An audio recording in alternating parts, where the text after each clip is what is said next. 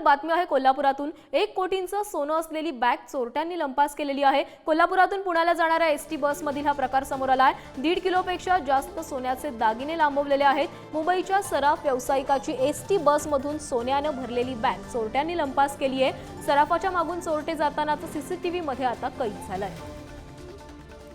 तर कोल्हापूरमधून जाताना ही घटना घडलेली आहे। सराफाच्या 1 कोटी सोन्यांची बॅग जी होती ती बॅग चोरट्यांनी लंपास केलेली आहे।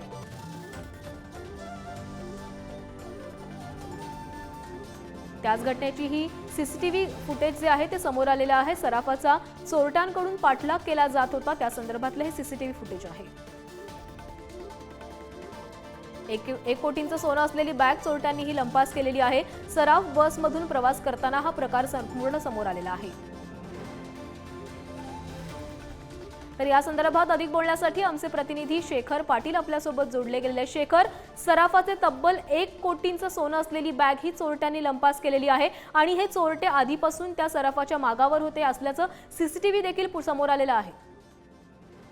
प्राची अगदी बरोबर आहे। काल कोल्हापुरातून पुण्याला जाणाऱ्या एसटी बसमध्ये हा सगळा प्रकार जो आहे तो घडलेला आहे।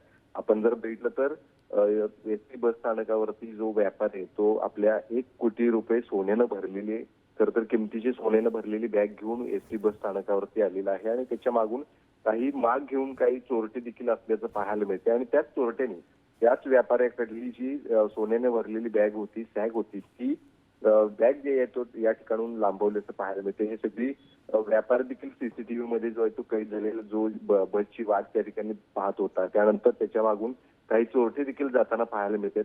एक गंभीर घटना खरं तर, एक मोठी चोरी खरं तर कोल्हापुरात काल घडलेली आहे। यामध्ये बघितलं तर जवळपास 1500 ग्रॅमपेक्षाही अधिक वजनाची सोन्याची दागिने जी आहे ती त्या बॅग मध्ये होते। जवळपास 1.5 किलो वजन जे आहे ते त्यांचं होतं। नक्कीच शेखर, तर आता या सराफाचं मोठं नुकसान झालेलं आहे आणि यामध्ये आता चोरट्यांना कधी अटक केली जाते याकडे सर्वांचंच लक्ष लागलंय। धन्यवाद तुम्ही दिलेल्या सविस्तर माहितीसाठी।